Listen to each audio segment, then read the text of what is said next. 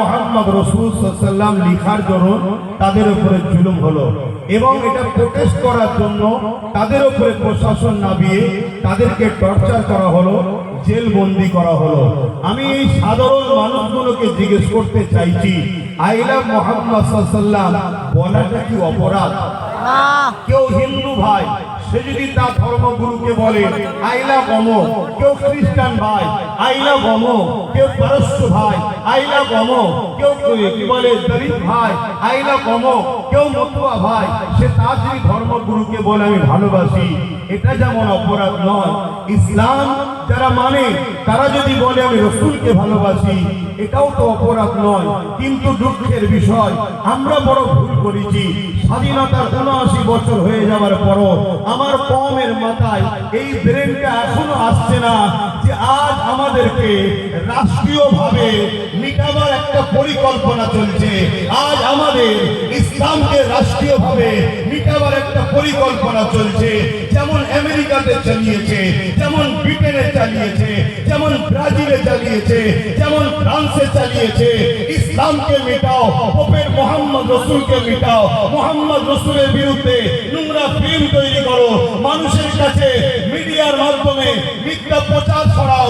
এর কারণ একটাই, যারা আমার রাসূলের বিরোধী করে তাদেরকে দেখুন আর মুহাম্মদ রাসূলের লাইফটাকে দেখুন। মুহাম্মদ রাসূল তো ইনসাফের নাম, মুহাম্মদ রাসূল তো ইনসানিয়তের নাম, মুহাম্মদ রাসূল তো ভালোবাসার নাম, মুহাম্মদ রাসূল তো ঐক্যের নাম, মুহাম্মদ রাসূল তো ক্ষুধার্ত মানুষকে খানা খাওয়াবার নাম, মুহাম্মদ রাসূল তো পিপাসিত মানুষের পিপাসা মিটাবার নাম, মুহাম্মদ রাসূল তো গরীবের হক দিবার নাম, মুহাম্মদ রাসূল তো কৃষকের গায়ের ঘাম শুকাবার আগে তার পারিশ্রমিক দিয়ে দিবার নাম, মুহাম্মদ রাসূল তো দেশের সার্বভৌমত্বকে নিরাপদে রাখার নাম, মুহাম্মদ রাসূল তো যে কোনো ধর্মের মানুষ হোক না কেন মানুষ মানুষকে ভালোবাসবে, মানুষ মানুষের সাথে দাঁড়াবে। সে হিন্দু হতে পারে, আদিবাসী হতে পারে, সাঁওতাল হতে পারে, দলিত হতে পারে, খ্রিস্টান হতে পারে, শিখ হতে পারে।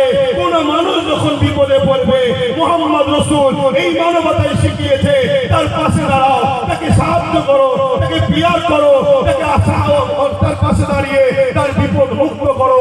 মুহাম্মদ রাসূল তো ন্যায়ের নাম, ইনসাফের নাম, সাম্যের নাম, শান্তির নাম, অধিকারের নাম। মুহাম্মদ রাসূল তো দুর্নীতি মুক্ত সমাজ গড়ার নাম। মুহাম্মদ রাসূল তো নেশার হাত থেকে যুব সমাজকে বাঁচাবার নাম। মুহাম্মদ রাসূল তো নারীদের অধিকার দিবার নাম। মুহাম্মদ রাসূল তো গরীবদের অধিকার দিবার নাম। মুহাম্মদ রাসূল তো এতিমের অধিকার দিবার নাম। মুহাম্মদ রাসূল তো বিধবার মর্যাদা দিবার নাম। মুহাম্মদ রাসূল তো মা-বাবার পায়ের তলায় জান্নাত দিবার নাম। মুহাম্মদ রাসূল তো দেশের সার্বভৌমত্ব নিরাপদ রেখে, দেশের আইন ব্যবস্থা সুন্দর রেখে, দেশের মধ্যে কাট্টারদের ঘরে দেশ থেকে বিতাড়িত করে দেশের সর্বশ্রেণী, সর্বজাতি, সর্বস্তরের মানুষকে একত্রিতের বাঁধনে বেঁধে মদিনাকে নিরাপদ করার নাম মুহাম্মদ রাসূল। সেই নবীর আদর্শ যার কাছে আছে সে দেশকে ভালোবাসবে, সেই নবীর আদর্শ যার কাছে আছে সে গরিবকে ভালোবাসবে, সেই নবীর আদর্শ যার কাছে আছে সে হিন্দুকে ভালোবাসবে, দলিতকে ভালোবাসবে, আদিবাসীকে ভালোবাসবে, মতুয়াকে ভালোবাসবে। আজকের জালিম, আজকের ফেরাউন, আজকের নমরুদ, আজকের আবু জেহেল, আজকের উতবা, আজকের সাইবারা দেখছে মুহাম্মদ রাসূল যদি না থাকে, আর মুহাম্মদ রাসূলকে যদি ব্যান্ড না করা যায়, মুহাম্মদ রাসূলকে যদি ভুলানো না যায়, তাহলে আমাদের জুলুম কত হবে, আমাদের অন্যায় কত হবে, আমাদের অত্যাচার কত হবে। কেন মুহাম্মদ রাসূল শিখিয়েছে নিজের জীবন দিয়ে হলো অন্যায়কে মিটিয়ে ন্যায়কে প্রতিষ্ঠিত করো। এর নাম হলো মুহাম্মাদুর রাসূল।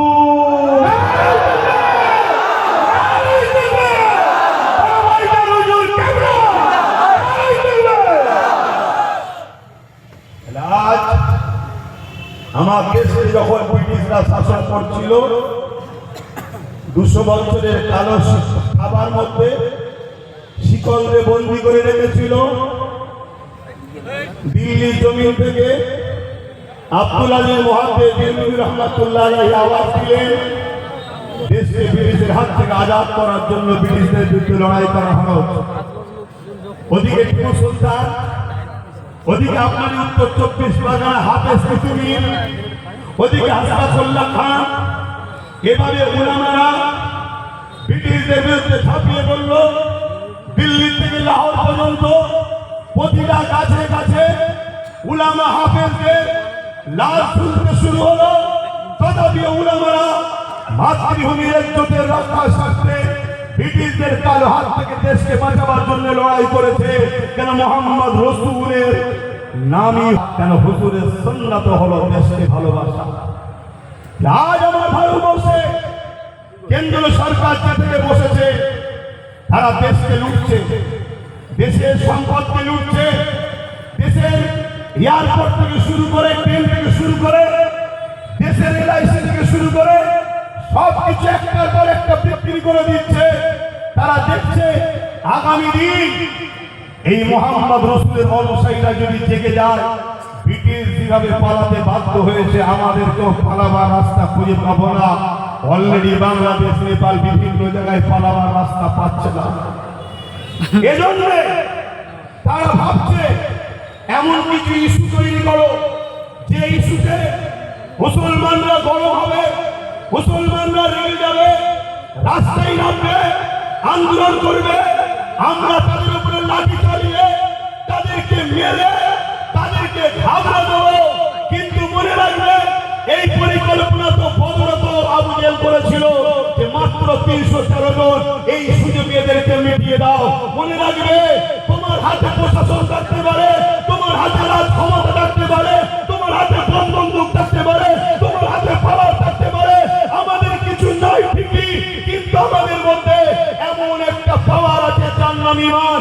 এই ঈমানের কাছে পৃথিবীর কোন জালিম, কোন স্বৈরাচারী, কোন অত্যাচারী কোনদিন টিকতে পারে না।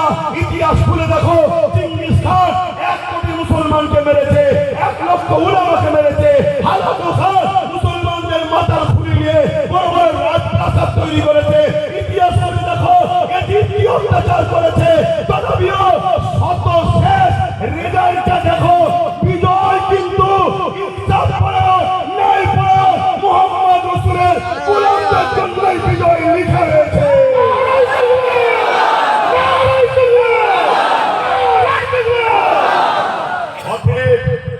আমরা জানিয়ে দিতে চাই, তোমরা যতই চাও আমাদেরকে আঘাত দিয়ে রাস্তায় নামিয়ে হিন্দু মুসলমান করার পরিকল্পনা আমরা বুঝি, আমরা জানিয়ে দিই এ ভারতবর্ষের মাটি, হিন্দু সমাজের ভাই, তারাও আমাদেরকে ভালোবাসে, আমরাও তাদেরকে ভালোবাসি। তাই আমাদের ভাইদেরকেও বলবো, এদের খপ্পরে পা না দিয়ে আন্দোলন করতে হবে। আন্দোলনটা যেন জালিমদের বিরুদ্ধে হয়, অন্য কোন ধর্ম, বর্ণ, জাতি, ভাষার বিরুদ্ধে যেন না হয়, তা মাথায় রাখতে হবে। দ্বিতীয় নম্বর, আপনাদেরকে বলে দিই, আমাদের ধর্ম এই ছোট ধর্ম নয়, আমাদের ধর্ম ব্যানারের ধর্ম নয়, আমাদের ধর্ম ওই বাইকের সামনে আই লাভ মোহাম্মদ সাল্লাল্লাহু আলাইহি লিখে চিপকে দিবার ধর্ম নয়, আমাদের ধর্ম দিয়ালে চিপকে দিবার কাগজের ধর্ম নয়। আপনি ভালোবেসে ব্যানার করেছেন, ওই ব্যানারের যদি যত্ন না করতে পারেন, আপনি কিন্তু আসামির কাঠগড়ায় দাঁড়াবেন। কারণ এই ব্যানারে হযরত প্রফেট মুহাম্মদ রাসূলের নাম আছে। আমরা দেখেছি ট্রেনে বিভিন্ন নেতাদের নাম পড়ে থাকে, বিভিন্ন নেতার ছবি পড়ে থাকে। আমার প্রফেট মুহাম্মদ সাল্লাল্লাহু আলাইহি ওয়াসাল্লামের ফটো তোলার ক্ষমতা সূর্যেরও ছিল না, আমার নবী পাক সাল্লাল্লাহু আলাইহি ওয়াসাল্লামের ফটো তোলার ক্ষমতা চাঁদেরও ছিল না। আমার নবীর গায়ে যখন সূর্যের আলো পড়তো, কোনো ছায়া পড়তো না। কেন? সূর্য তৈরি হয়েছে মুহাম্মদ রাসূলের নূরের অংশ থেকে তৈরি হয়েছে। বলুন আল্লাহু আকবার।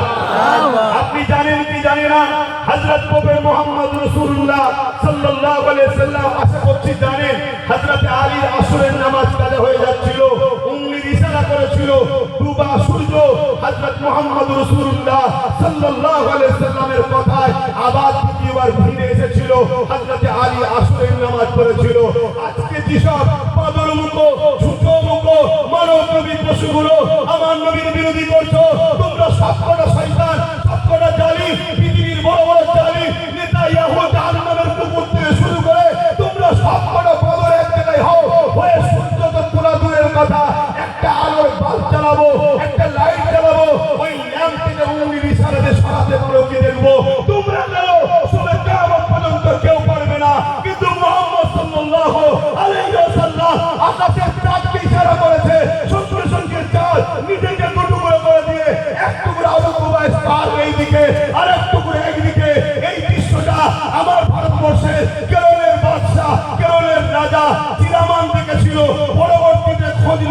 এটা কি হয়েছিল।